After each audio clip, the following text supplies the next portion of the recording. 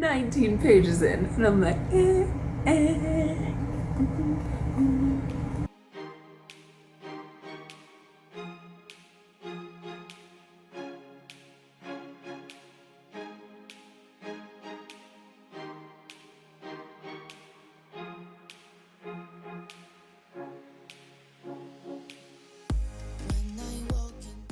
Hi, my name is Kat, but I'm a dog person and I love to read, so let's talk about some books.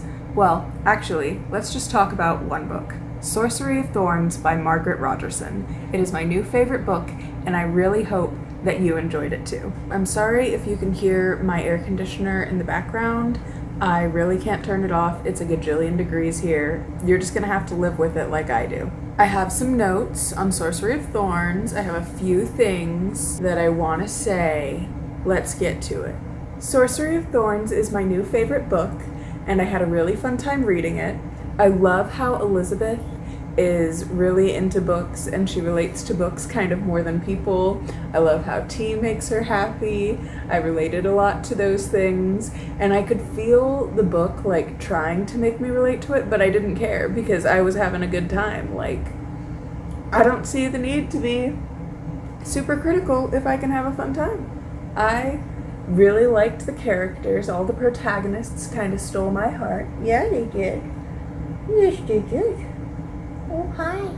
Already on the first page, I love this book because it says, "For all the girls who found themselves in books."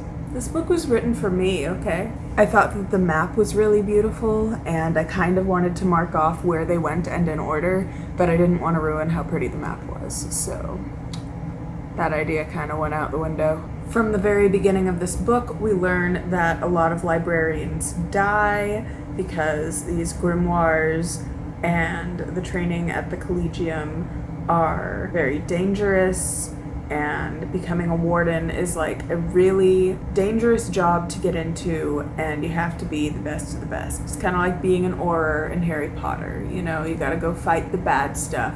You gotta be the best of the best. I like how Margaret Rogerson lists out different ways that they keep grimoires under control, like using salt and like binding them up, and they have different things in their belts to help them, and if you're a different level you get more stuff and you get to deal with harder grimoires. I like this whole system that she's built. I love how Elisabeth has a little chat with the director, and the director reminds her that Elisabeth can do anything that she wants to do. She doesn't have to become a warden. There are many paths open to her. And it's just so good to see that Elisabeth truly does have someone who believes in her. But I really kind of wonder why she never really talked to Elisabeth about this before. Like, the director is just suddenly being much more of a parental figure, whereas before it seems like she ignored her most of the time. I don't know why she chose just now. Like, maybe she knew her death was coming in some way, but we don't really get a hint of that. I don't know. What do you think? Comment down below what you thought of these parts of the book, if you've read it. I'm not gonna kick you off just because you haven't read it. I mean, this is spoiler central, so just... I really like how we keep seeing magic described with an emerald light, especially with Nathaniel's magic, and his carriage has emerald curtains, and there's just, you know, little hints of things being interlaced in other parts. You get what I'm saying, right? There's lots of relatable stuff for people who love books. There's lots of stuff her talking about how books comfort her and tea comforts her. So there's some foreshadowing about what the ending is going to be when Silas is like, "No matter what you do, Elisabeth, do not free me." So, you know, I kind of saw what was coming, but the thing is, it happens on page 333, and this book is like really long. There was like over 100 pages from then to the ending, so I kind of forgot about it, and I thought it was okay to put that in there, even though it was kind of obvious foreshadowing, you know? We get introduced to her friend Catrian. I love her. She's the best. She's my best friend too now. It's official. I think after reading this, she should be your friend too. None of the other apprentices had wanted to share a room with Elisabeth due to a rumor that she kept a box full of book lice underneath her bed. Let the rain fall down. But Catrian had approached her for that very reason. It had better be true. I've been wanting to experiment with book lice ever since I heard about them. Apparently, they're immune to sorcery. Can you imagine the scientific implication? They had been inseparable ever since. Okay, I'm 19 pages in. Just a reminder, I'm 19 pages in, and I'm like, Catrian is really short and Elisabeth is really tall, and I just want to see fan art of them. Catrian decides that they need to break into the reading room to see what's up. She went right to the desk and started rifling through the drawers. For science, she explained, which was frequently what she said right before something exploded. She's the best. Then we get introduced to Magister Thorn.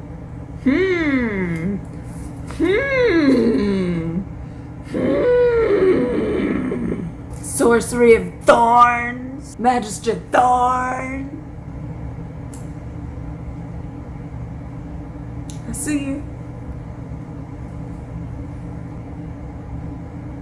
Elisabeth is so socially dumb.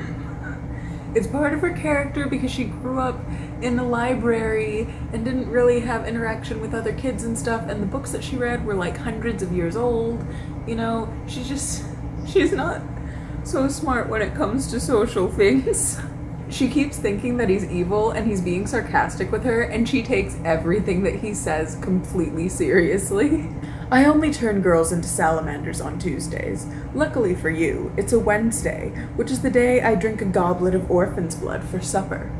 And she responds, he didn't seem to have noticed her robes, which labeled her an apprentice, and therefore an orphan by default. Catrian packed a grimoire in Elisabeth's trunk for her, because she knew that Nathaniel was probably just going to, magic it to Elisabeth, and she really needed some sort of resource and knowledge for what was about to happen. I really like the scene where they summon Silas back. I don't normally like the resurrection trope, but in this case I feel like it fits because he's a demon and you can just summon him at any time. Like, it makes sense. After Catrian has done a lot of experiments with book lice is one, book lice is the multiple, or plural, Catrian discovered Elisabeth is basically like a book louse because she has lived in a library for so long. And that's just like the most hilarious conclusion. It's not like, oh, you're the chosen one because no. The library has literally just changed her because she grew up in the library. It didn't have to be like specifically her, even though like maybe grimoires just like babies. Like, how many babies had really been brought in to the library inside near the grimoires, maybe it was just a coincidence that she got chosen and kept at the library. But I'll let her go on believing she belongs there. She needs to feel that feeling.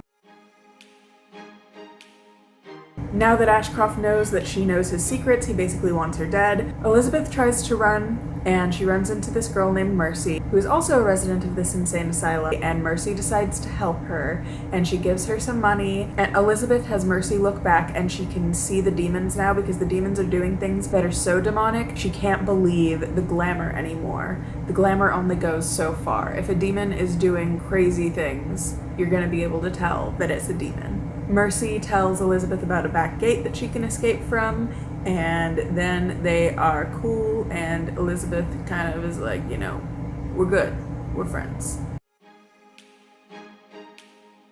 Rain lashing against the windows, the tomes howling and sobbing and rattling beneath their restraints. When I found you on the steps and picked you up and brought you inside, I was certain you would cry. Instead, you looked around and began to laugh. You were not afraid. At that moment, I knew I couldn't send you away to an orphanage. You belonged in the library as much as any book. You belonged. They were words that she had waited 16 years to hear and desperately hoped were true. Let the rain fall down. I love Margaret Rogerson's descriptions.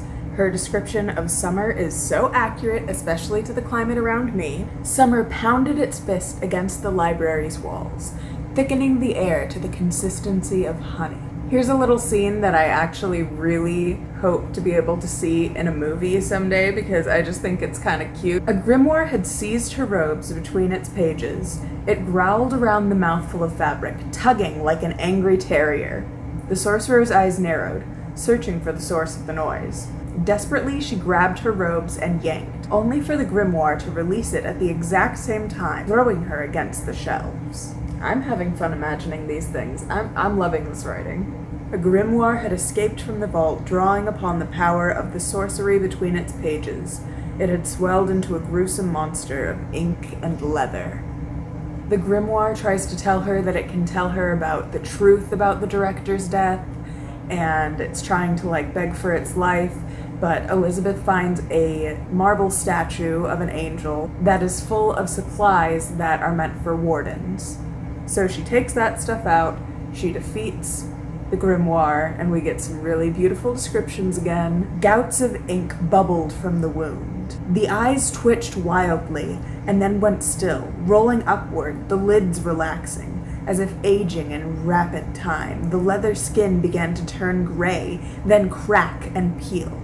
A cloudy film spread over the eyes. Chunks of its body collapsed inward, sending up fountains of fiery ashes. As she watched, the malefic disintegrated on the wind.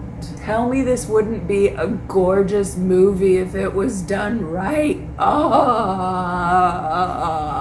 Curved ceiling painted with moving clouds and cherubs, the gold and cream clouds drifted across the pastel blue sky, and the cherubs fanned their wings. The archway at the far end of the hall had to lead to the ballroom, its entrance sending down a curtain of golden leaves. His pupils were so dilated that his irises appeared black, circled by a thin yellow edge like the sun during a full eclipse. She had grown around them like a sapling around a nail, taking the foreign part into the core of herself, no matter how poisonous. Green-tinted mist flowed out of it, pouring down, lapping over Hyde's boots. The convulsions of the dead ancient hearts filled the cavern, thudding inside Elisabeth's bones. The stench nearly brought her to her knees. It was like standing at the entrance to a crypt, breathing in rot and stone and ancient magic, the smell of skulls crawling with beetles of moss, speckling crumbled tombs. If you like flowery writing, this is the best flowery writing. I love just sinking into a description. It's just so beautiful. It lets me just let my imagination build, I love it. A foul stench clotted the air as they drew nearer, like waterlogged leather left to rot on the seashore. This grimoire that Elisabeth and the director are dealing with is called the Book of Eyes, and it literally has human eyes that will open up. Furious, alive. Those eyes were not sorceress conjurations. They were real, plucked from human skulls long ago, sacrificed to create a volume powerful enough to contain the spells etched across its pages. According to history, most sacrifices had not been willing. It contained spells that allow sorcerers to reach into the minds of others, read their thoughts, and even control their actions. Gee, wonder what's gonna happen later in this book. I don't really care that the foreshadowing was obvious. I'm just making jokes to try and keep myself happy because I feel so sad for Elisabeth right now, and right away, we're feeling pretty sorry for Elisabeth. She doesn't have many people who are rooting for her as far as she knows. She doesn't think that she's meant to be there, and she's trying to help the director with this grimoire, and Warden Finch, who is basically Professor Filch, he's being really rude to her for no reason. Warden Finch. He was a grizzled man with short gray hair and a puffy face into which his features seemed to recede, like raisins in a bread pudding. Among the apprentices, he was infamous for the fact that his right hand was larger than the other, bulging with muscle, because he exercised it so often, whipping them. This grimoire is basically trying to get her to fall down the stairs so that it can escape and become a malefic. No one's rooting for her right now. Let the rain fall down. A young girl like her would no doubt make a convenient sacrifice for a demonic ritual. Let the rain fall down. I overheard an apprentice explaining to her that ordinary children have mothers and fathers. She quite happily replied that she had plenty of books to keep her company. Let the rain fall down. "Do you know why the great libraries take in orphans, Master Hargrove?" the director asked at last. "It is because they have no home, no family, no one to miss them if they die." Let the rain fall down. She would become a great and powerful warden. Just like the director, she would show everyone that she belonged until even Warden Finch could no longer deny her right. Above all, she would convince them that she wasn't a mistake. Let the rain fall down. I feel so sad for Elisabeth a lot of the time with the things that she says about herself, and you can tell how little she actually values herself, and she doesn't think that she belongs or is worthy of anything, and you can just... I feel that anxiety, you know? If I fail, I will die. Then at least I'll have a use. They can bury me in the garden to feed the radishes. Let the rain fall down. The director dies, and it is sad, and I'm sad.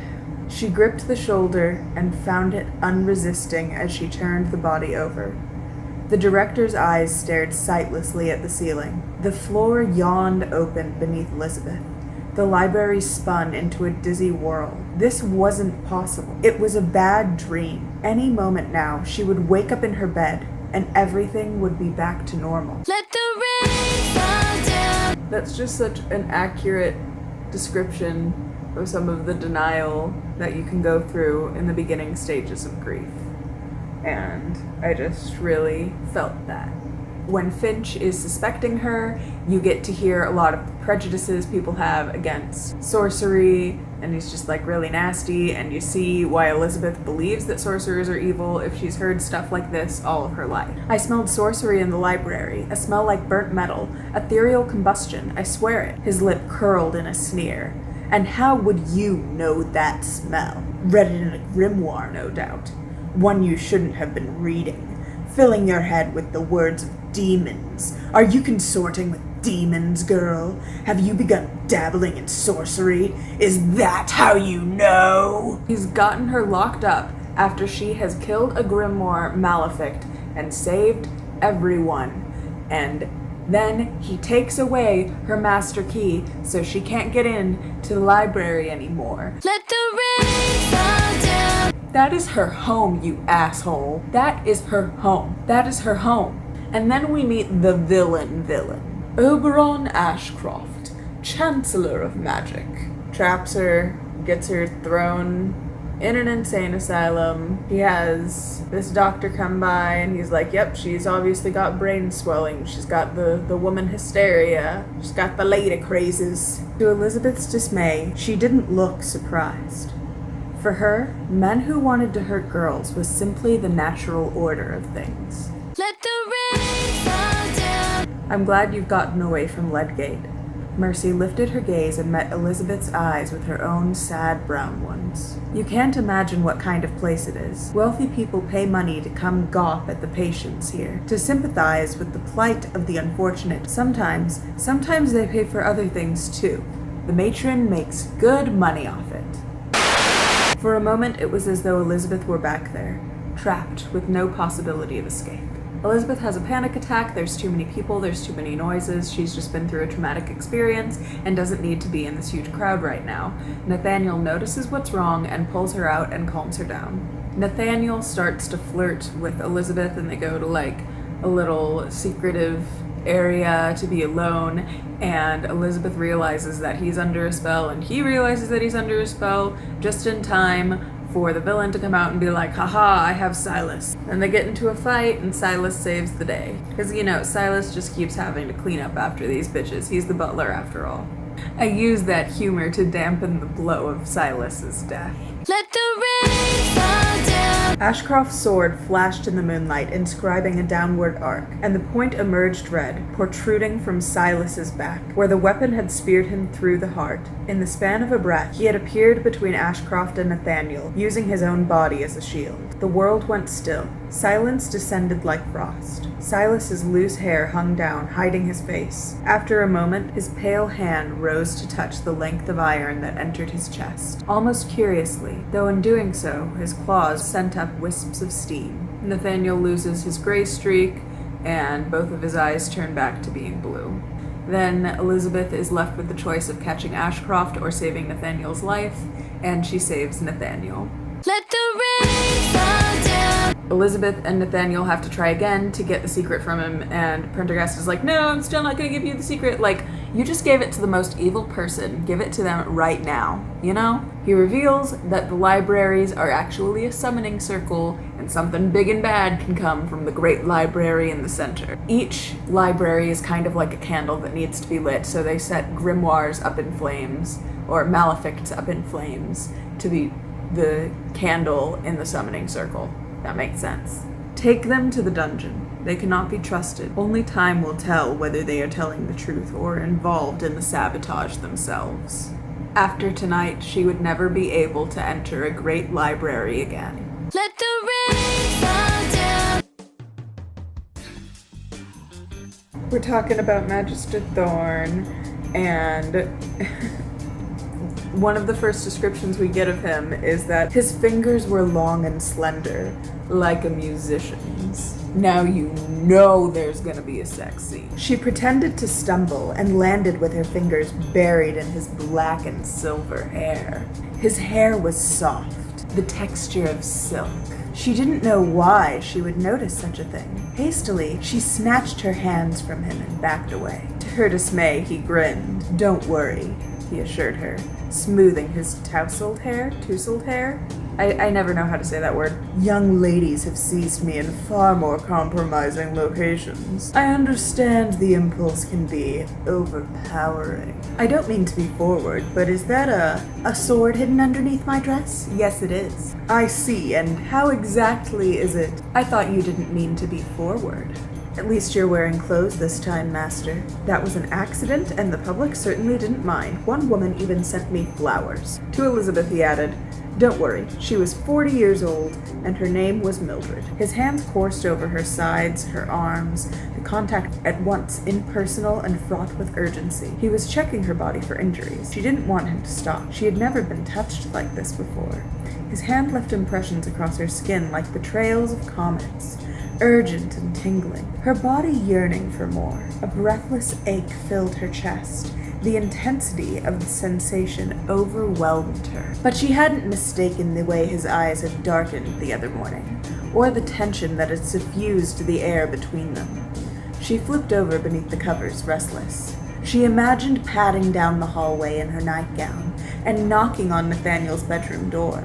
She pictured him answering in the dark, his hair tousled with sleep, his nightshirt unlaced down the front. When she finally drifted off to sleep, it was to the memory of how soft his hair had felt in summer shawl, and the calloused brush of his fingers when he'd touched her hand. "One moment," she said, stealing toward the door. Carefully, she tested the doorknob. It was unlocked. She wrenched it open in a sudden rush of courage, only to promptly slam it shut again in Nathaniel's face. She had recalled too late that she was wearing only her shift. "I'm not decent," she explained, hugging her arms to her chest. "That's all right," he replied. "I hardly ever am myself." The split-second glimpse of him standing in the hall was seared into her mind. He wore a white undershirt, open at the throat, the sleeves rolled up to his elbows. The light of the hallway sconces had revealed a long, cruel scar twisting across the inside of his left forearm. Riding outside all day had left his cheeks flushed and his lips reddened, which gave him a startlingly debauched look, enchanted by his disheveled hair and cynical, penetrating gaze. The effect was such that she almost hadn't noticed the tray in his hands. No, he hadn't looked decent at all. How much of her had he seen in return? Those gray eyes seemed to miss nothing. "You're giving me my own tent? Why, would you prefer to share one? I wouldn't have expected it of you, Scrivener, but I suppose some species do bite each other as prelude to courtship." How can people say that he's not interesting? I like him, okay? He doesn't have to be cocky every second. He doesn't have to be witty every second. This is a character that seems like realistically funny. He's not just stealing you away constantly with his humor. His humor is just at appropriate times. vibes, okay? I enjoy him. We finally get a really saucy scene between Nathaniel and Elisabeth, which I'm not going to read out because it's... Read the book for yourself. I really was enjoying the scene. I was getting into it. It was like 6 pages of like a romance scene, basically. And then Silas has to knock on the door because Ashcroft has gotten in and gotten to the grimoire and ruined everything. I like this version better. The one with you in it. Even if we die, briefly he shut his eyes. The last month has been the happiest time of my life that I can remember since I was 12. The fiends and the blood drinking and the imminent threat of a demonic apocalypse notwithstanding, I think I was a bit dead already before you came along. He turned his head, taking her in. It is an honor to fight by your side, Elisabeth, for however long it lasts. You've reminded me to live. That's worth having something to lose. Let the rain fall down. After a pause, he rested his chin on her hair. She sat listening to his heartbeat in the dark. Can I stay? Of course you can stay, you menace. It isn't as though I could stop you, even if I wanted to. She held the grimoire aloft. Do you have a section on magisters, please? She inquired. It was always wise to be polite to books, whether or not they could hear you. Finally, Silas stood. I shall fetch some tea. Somehow, the tea helped. And then we learned that Nathaniel is bi. If you can believe it, I used to fancy him. Then he went and grew that mustache. Or he murdered a gerbil and attached it to his face. For the life of me, I can't tell which. She glanced at him in surprise. I didn't realize. Then do you mean... I like girls too, Scrivener. Amusement danced in Nathaniel's eyes. I like both. If you're going to fantasize about my love life, I insist you do so accurately. There came a faint splashing sound from around the corner, and then a soft, courteous voice said, Do not judge your friends too harshly. I fear they're indisposed. Presently I am inconvenienced. My day's plans didn't include traipsing down a squalid alleyway to dispatch a handful of second-rate criminals. Not in a clean suit, and certainly not in a new pair of shoes. Silas is iconic. She was beginning to understand that evil wasn't so simple a concept as she had once imagined. None of this is his fault, she said at last. It didn't choose to be a monster. So she's really starting to understand that maybe the way that the great libraries have been teaching her to treat these grimoires is actually wrong, and if you just treat them properly, they can be magical and not have to be chained down and turn into malefics. Silas had evaded Hyde's attention by climbing straight up the cavern wall, and now he clung there like a spider, gazing down at them with inhuman yellow eyes. He'll catch up, Nathaniel said. Let's go. It isn't dead, she shouted back. I would be greatly obliged if you could make it dead, Magister. She felt as though her life were a guttering candle being buffeted by a gale. Elisabeth figures out that the grimoires aren't actually inherently evil because everything she had thought about sorcery was that sorcery was evil, so maybe the grimoires are good too, and she frees all of the grimoires in the library and they help her in this final battle. Then eventually everything is going terribly wrong and she has to release Silas, and Silas releases himself in like his total powerful demon form and kills the demon that Ashcroft had summoned. So we have to deal with Silas dying yet again. Elisabeth gets a new key made for her, and she has all these doors open to her. You know, she can become a warden if she wants. She can do whatever she wants. She can just live with Nathaniel, and I really like that she just has her options open and she hasn't quite settled on anything yet. You can imagine whatever future you want for her. The capital sounds beautiful. The shape of it reminds me of the capital in Oblivion, if you've ever played Elder Scrolls Oblivion. Lesser demons try to kill Elisabeth and Nathaniel, and then they have a carriage chase, and that's cool.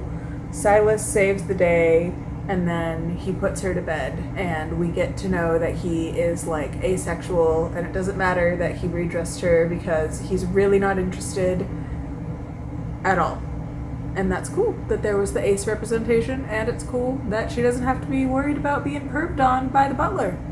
Someone's trying to gossip with Elisabeth, about Nathaniel's possible sexual orientation, and she's just not having it. Does he possess an interest in young ladies, then, Miss Scrivener? Lady Childress prompted. I do not know, Elisabeth replied, bristling. He hasn't told me. I suppose that means it isn't any of my business. That's right, Elisabeth, you stand up for your man. I really like how Elisabeth figures out how to summon back Silas, and I like how we're kind of left with an open ending. We don't know how injured he is. We don't know if he'll fully be able to come back to his old personality. I like how it's all open, and it's a resurrection that I am still okay with. I love this book. I love the main characters. It made me so very happy. The people want to see you. The people want to see you, Xenia. Yes, they do. Look. Look at how you're such a cute little teddy bear.